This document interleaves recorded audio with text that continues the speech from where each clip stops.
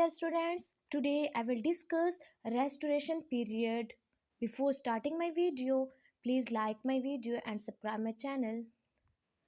आज की मेरी वीडियो रिस्टोरेशन पीरियड पे है। इससे पहले मैं प्योटन एज को जो है वो डिस्कस कर चुकी हूँ। आज के लेक्चर में मैं बताऊँगी रिस्टोरेशन पीरियड का हिस्टोरिकल बैकग्राउंड, यानी इसमें कौन किंग था एंड इस टाइम पर कौन सी पोइट्री लिखी गई, इस टाइम पर प्रोज कौन सा लिखा गया और इस टाइम पर प्लेस कौन से लिखे गए। ये सब आज की वीडियो में मैं डिस्कस करूँगी। सबसे पहले हम रेस्टोरेशन पीरियड का हिस्टोरिकल बैकग्राउंड डिस्कस कर लेते हैं। हिस्टोरिकल बैकग्राउंड तभी समझ में आएगा जब आपको इसके आपने बैक जितने एराज हैं जब उनकी हिस्ट्री का पता होगा, देन आपको रेस्टोरेशन पीरियड के हिस्टोरिकल बैकग्राउंड की समझ आएगी। इस टाइम पर चार्ल्स सेकंड किंग था। इसके रेस्टोरेशन पीरियड में कौन किंग था? चार्ल्स सेकंड किंग था। अब ये कैसे किंग बना ये मैं आपको बताती हूँ। चार्ल्स सेकंड से पहले चार्ल्स फर्स्ट किंग था। 1649 में उसको कत्ल करवा दिया गया था, यानी उसकी डेथ हो गई थी 1649। उसके बाद 1649 से पहले चार्ल्स फर्स्ट से पहले जेम्स फर्स्ट था किंग इंग्लैंड का, जिसे हम जिकोबियन एज कहते हैं। और चार्ल्स फर्स्ट के किंगशिप को हम यानी उस एज को, उस एरे को हम कैरोलिन एज कहते हैं। 1649 में चार्ल्स फर्स्ट की हो गई डेथ। अब वहाँ पर कोई रूलर नहीं था, यानी वहाँ पर रूल फिर किसने किया, कौन लेके चल रहा था इंग्लैंड को? क्रॉमवेल। अब क्रॉमवेल 1649 से 58 तक जो है वो रूलर रहा। 1658 में क्रॉमवेल की डेथ हो गई। 1658 में क्रॉमवेल की डेथ हो गई। अब दोबारा इंग्लैंड बेयारो मददगार, तो उसका बेटा 1658 में उसका बेटा रिचर्ड वो किंग बना। किंग क्या मतलब? एक लीडर बना। 1658 में रिचर्ड जो है वो लीडर बन गया, लेकिन ये इतना कोई लाइक इंटेलिजेंट नहीं था कि ये इंग्लैंड को लेके चल सकता, एक कंट्री को लेके चल सकता। देन 1660 में चार्ल्स सेकंड जो कि फ्रांस में था, चार्ल्स फर्स्ट का बेटा चार्ल्स सेकंड जो कि फ्रांस में था, उसे वापस बुलाया गया ताकि वो इंग्लैंड को रूल ओवर कर सके, इंग्लैंड की देखभाल कर सके। तो चार्ल्स सेकंड आ गया 1660 में इंग्लैंड, और इस तरीके से ये इंग्लैंड का किंग बन गया। अब ये अपने बाप चार्ल्स फर्स्ट से बहुत ज़्यादा डिफरेंट था, यानी इसको बहुत ज़्यादा इंटरेस्ट था लिटरेचर में। जैसे कि हमने प्रीवियस लेक्चर में पढ़ा था कि तब थिएटर्स वगैरह बंद कर दिए गए थे, प्योटनिज्म जो चल रहा था, यानी प्योटन एज में थिएटर वगैरह पर इतना फोकस नहीं था, सब कुछ बंद किया हुआ था। लेकिन चार्ल्स सेकंड इसके व्यूज़ डिफरेंट थे अपने फादर से। जितने भी प्योटन्स थे उनसे इसके व्यूज़ डिफरेंट थे। इसने ओपन करवा लिया थिएटर्स को, यानी इस टाइम पर हर चीज़ रीस्टोर हुई। इसे बहुत ज़्यादा इंटरेस्ट था लिटरेचर में। इस टाइम पर मोनार्की भी रीस्टोर हुई। तो ये आप याद रखें, ये पीरियड जो है रिस्टोरेशन पीरियड, इसलिए इसको नाम रिस्टोरेशन का दिया गया कि हर चीज़ रीस्टोर हुई, दोबारा से खुली। अब थिएटर रीओपन हुए, इट्स मीन्स इस टाइम पर अच्छे प्लेस भी लिखे गए होंगे। इस टाइम को, इस पीरियड को हम एज ऑफ ड्रैगन भी कहते हैं। अब एज ऑफ ड्रैगन हम क्यों कहते हैं? इन फॉर एग्जाम्पल क्वेश्चन आ जाता है कि एज ऑफ ड्रैगन, इस एज को क्यों कहते हैं? क्योंकि ड्रैगन जो है वो डोमिनेट थे इस टाइम पर, रिप्रेजेंटेटिव फिगर थे इस एज के, इसलिए इसको एज ऑफ ड्रैगन भी कहते हैं। चार्ल्स सेकंड को बहुत ज़्यादा इंटरेस्ट था लिटरेचर पर, इसने बहुत ज़्यादा फोकस किया लिटरेचर पर, लेकिन ये अयाश भी बहुत था। ये इसका हिस्टोरिकल बैकग्राउंड हो गया कि इस टाइम पर चार्ल्स सेकंड जो है वो किंग था, मोनार्की रीस्टोर हुई, थिएटर ओपन हुए, और इससे बहुत ज़्यादा इंटरेस्ट था लिटरेचर में। अब हम डिस्कस करते हैं इस टाइम पीरियड में जो लिटरेचर लिखा गया। तो सबसे पहले हम डिस्कस करेंगे रिस्टोरेशन पोइट्री कि इस टाइम पर पोइट्री कौन सी लिखी गई। इससे पहले कि मैं इसकी पोइट्री डिस्कस करूं, मैं एक बात बताती चलूं कि इस टाइम पर रियलिज्म और टेंडेंसी टू प्रीशियसनेस की ग्रेट कंट्रीब्यूशन थी इंग्लिश लिटरेचर में। मीन्स ये कि रियलिज्म वर्क लिखा जाता था, जिसमें अब यानी अब सोसाइटी का रियल जो चेहरा होता था वो दिखाया जाता था। अब बहुत सारे राइटर जो हैं उसने रियल पिक्चर्स दिखाई, करप्ट सोसाइटी की, कोर्ट की जो रियल पिक्चर थी वो दिखाने की कोशिश की। लेकिन अब ज़्यादा देर तक तो इंसान नहीं मतलब कि अपनी बुराइयां ही मुल्क की बयान कर सकता।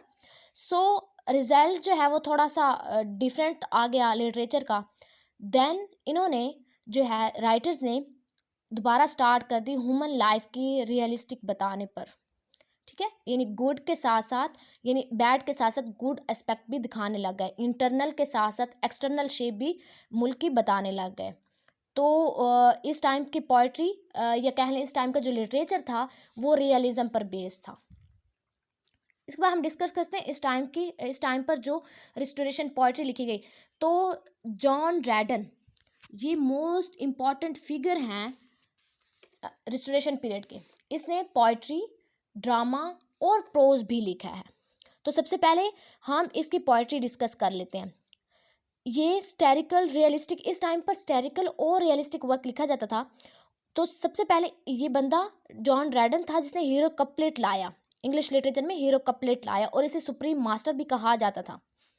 किसको? जॉन ड्रैडन को। तो ये डोमिनेंट फिगर थे और इस वजह से इस एज का नाम एज ऑफ ड्रैडन पड़ा। इस पर बहुत ज़्यादा इन्फ्लुएंस था कॉले का बहुत ज़्यादा इन्फ्लुएंस था, और ये फर्स्ट जो है इंग्लैंड का पोएट लॉरियट बना।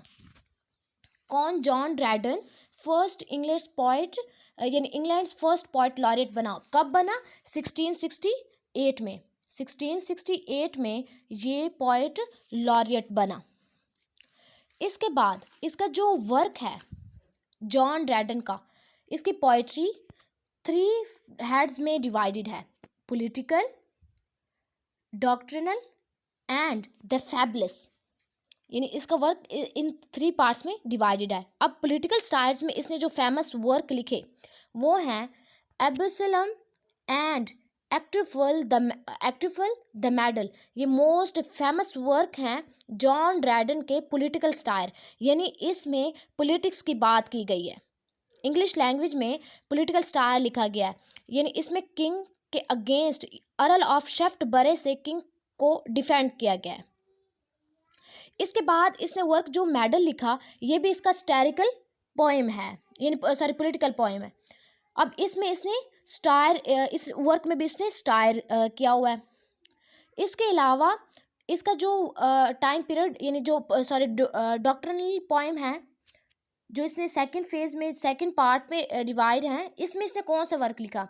रिलीजियो लैकी and the hind and the panther. ये मोस्ट फेमस वर्क हैं, इसकी डॉक्ट्रिनल पोएम्स हैं। ये आपको याद करनी है कि इसमें जब ये प्रोटेस्टेंट था, इसने जो फर्स्ट वर्क ये रिलीजियो लैकी लिखा ना, इसने कब लिखा था? जब ये प्रोटेस्टेंट था। इसके बाद इसने जो सेकंड वर्क लिखा और सेकंड वर्क इसने कब लिखा यानी the Hind and the panther इसने कब लिखा? जब ये कैथोलिक बन गया था। ये बात याद रखने वाली है कि जब ये रिलीजन लैकी इसने वर्क कब लिखा? जब ये प्रोटेस्टेंट था, और जब ये कैथोलिक बन गया तो इसने वर्क लिखा था the hind and the panther. इसके बाद इसके थर्ड पार्ट में द फैबुलस में इसने कौन से वर्क लिखे? The Palamon and Arcites, Annus Mirabilis and Alexander feast. ये इसके मोस्ट फेमस वर्क हैं किसके? जॉन ड्रैडन के। तो इसकी ये पोइट्री जो है आप लोगों ने याद रखनी है, इसके कौन कौन से टाइम पर इसने कौन कौन सा वर्क जो है वो लिखा है, यानी पॉलिटिकल स्टाइल्स पर इसने कौन सा वर्क लिखा, डॉक्ट्रिनल पोएम्स में से कौन से वर्क लिखे, और द फैबुलस में इसने कौन से वर्क लिखे।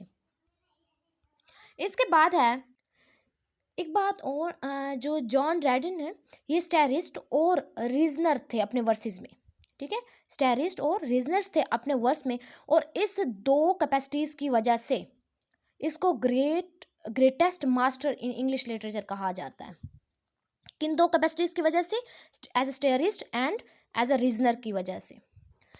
अब हम डिस्कस करते हैं इस टाइम पर जो ड्रामा लिखा गया, रिस्टोरेशन पीरियड में जो ड्रामा लिखा गया उसको हम डिस्कस कर लेते हैं। इस टाइम में मोस्ट फेमस, क्योंकि इससे पहले जो एरा था उसमें थिएटर वगैरह पर जो है वो पाबंदी थी, तो इस टाइम पर थिएटर रीओपन हुए थे। रिस्टोरेशन जो है, यानी इसमें मोनार्की जो है वो रिस्टोर हुई थी। तो इस टाइम पर जो फेमस ड्रामाटिस्ट थे जिन्होंने वर्क लिखा, वो कौन था? एथरडिग, जिसका एरा चलता है 1635 से 1691, और इसने मोस्ट फेमस वर्क लिखा the comical revenge and love in tub. और ये इसने वर्क कब लिखा? लव इन टब 1664 में। 1664 में इसने वर्क लिखा, कौन सा? Love in tub. इसके बाद है येस्टरले, ये भी मोस्ट फेमस ड्रामाटिस्ट थे उस टाइम की। इसने वर्क लिखा the country wife, the plan dealer, इसका मोस्ट फेमस वर्क है किसका? येस्टरले का।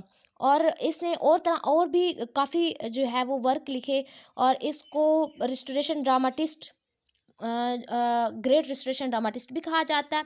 इसके बाद हमारे पास मोस्ट फेमस नेम है इसमें रिस्टोरेशन ड्रामा में विलियम कॉनग्रीव, इसको आपने ज़रूर याद रखना है। और इसका मोस्ट फेमस वर्क है love for love, love the way of the word. और इसने ये वर्क जो है, जब इसकी एज थी 30 ईयर्स, तब इसने लिखे ये वर्क। और इसका जो वर्क है लव फॉर लव, ये इसने 1695 में लिखा है। कब लिखा है? 1695 में। कौन सा वर्क? Love for love. इसके बाद इसका जो वर्क है the way of the word, ये इसने 1700 में लिखा है। सो ये आपने याद रखेंगे, इसने कब कब जो है वो वर्क लिखा। इस टाइम पर जो है, इसके अलावा ड्रैडन का, जिसमें स्टार्ट में बताया कि इसने जस्ट पोएट्री नहीं लिखी बल्कि प्लेस भी लिखे हैं, इसने ड्रामे में भी अपनी कंट्रीब्यूशन जो है पेश की है। तो इसने मोस्ट फेमस जो ड्रामा लिखा है वो है टैनिक लव।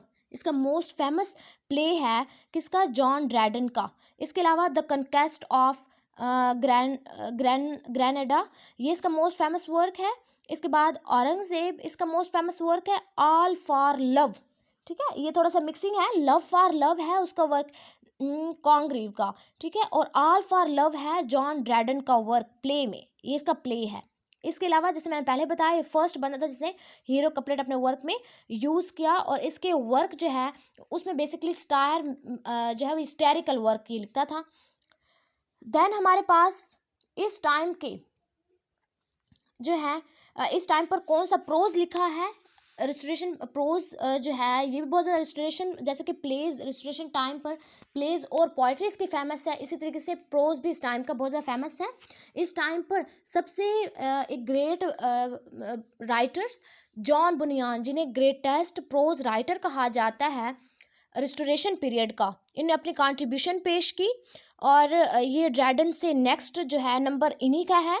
1628 से 1688 तक इसका एरा चलता है। और ये स्पिरिट ऑफ प्योरटनिज्म, मिल्टन की तरह ये भी इम्ब्यूड थे किसके साथ? स्पिरिट ऑफ प्योरटनिज्म के साथ। और ये ग्रेटेस्ट स्टोरी टेलर हैं, जो पॉइंट याद करने वाला है, ये ग्रेटेस्ट स्टोरी टेलर हैं। और इसने बहुत ज़्यादा कंट्रीब्यूशन पेश किया। इसने एक वर्क लिखा द पिलग्रम्स प्रोग्रेस, इसका मोस्ट फेमस वर्क है द पिलग्रम्स प्रोग्रेस। और इसकी जो है कह लें फेमस होने की वजह, रीज़न, इसका यही वर्क है द पिलग्रम्स प्रोग्रेस। ये इसका ऐसे ही वर्क था जैसे कि मिल्टन का वर्क था पैराडाइज लॉस्ट। ठीक है, तो ये इसका इस तरीके से वर्क है, यानी इसमें ये क्या कहता है lead man and we man into God's way. ये इसका मेन जो है थीम था, leads man and we man into God's way. इसके बाद इसने और फेमस वर्क लिखे grace abounding to the chief of sinners, the holy war, the life and death of Mr Badman, ये इसके मोस्ट फेमस वर्क हैं। और ये इसका वर्क मिस्टर बैडमैन वाला जो है, ये इसने लिखा था 1680 में। तो ये पॉइंट याद रखना है कि इसने ये वर्क कब लिखा? 1680 में इसने ये वर्क लिखा। और इसकी जो ट्रांसलेशन ऑफ बाइबल से इन्फ्लुएंस होकर इसने अपने तकरीबन वर्क लिखे, इसलिए इसको रिलीजियस प्रोज राइटर भी कहते हैं। और इसको Pioneer of the modern novel भी कहा जाता है, जॉन बनियान को। इस टाइम पर ड्रैडन ने भी अपनी कंट्रीब्यूशन दी प्रोज में।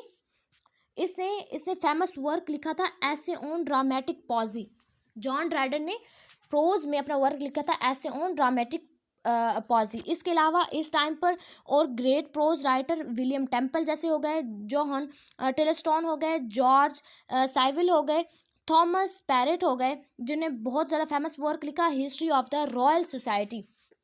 ये इसका मोस्ट फेमस वर्क है रिस्टोरेशन पीरियड का, थॉमस पैरेट का। तो ये सब इसके प्रोज राइटर रिस्टोरेशन पीरियड के। अब इस पीरियड में क्या क्या हुआ था, मैं आपको बता दूं कि इस पीरियड में कौन कौन सी मेन चीज़ें हुई थी। तो सबसे पहले कॉमेडी ऑफ मैनर्स आया, भी इसी पीरियड में इंट्रोड्यूस्ड हुआ। स्टायर भी इसी पीरियड में इंट्रोड्यूस्ड हुआ। हीरो कपलेट भी जैसे कि जॉन ड्रैडन लेकर आए। सोशल लाइफ पर बात की जाती थी इस पीरियड में, पॉलिटिक्स पे बात की जाती थी, फेथ को भी देखा जाता था। इसके अलावा रीस्टोर हुई थी मोनार्की। इसके अलावा थिएटर रीओपन हुए थे और फ्रेंच लिटरेचर भी आया था। तो ये सब इस टाइम के मेन चीज़ें जो इस टाइम पर हुई रिस्टोरेशन पीरियड में। इससे पहले कि मैं वीडियो एंड करूं, आपको एक पॉइंट बताती जाऊं कि जब चार्ल्स सेकंड की डेथ हो गई थी 1685 में। 1685 में चार्ल्स सेकंड की डेथ हो गई थी। इसके बाद अब इसकी कोई औलाद जैज नहीं थी, तो इसका भाई जेम्स सेकंड जो है वो किंग बना।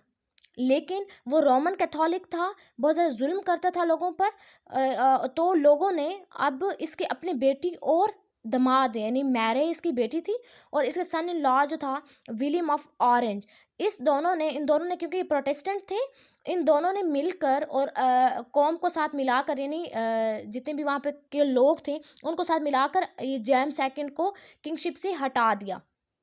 जेम्स सेकंड का एक और बेटा जो था वो भी इस काबिल न था कि वो इसको साथ इस पीरियड को लेके इंग्लैंड की किंगशिप को लेके चलता, किंग बनता। वो कुछ टाइम के लिए बना भी था, लेकिन वो जो है उसे ज़्यादा इंटरेस्ट भी नहीं था। इसके बाद उसे हटा दिया गया या वो खुद हट गया। तो इस टाइम पर इसलिए रिस्टोरेशन पीरियड कहा जाता है कि 1688 में रिस्टोरेशन पीरियड जो है वो एंड हो जाता है। तो ये इस टाइम आज की वीडियो में हमने डिस्कस किया इस टाइम का हिस्टोरिकल बैकग्राउंड, इस टाइम में पोइट्री कौन सी लिखी गई, इस टाइम पर प्लेस कौन से लिखे गए, और इस टाइम पर प्रोज कौन सा लिखा गया।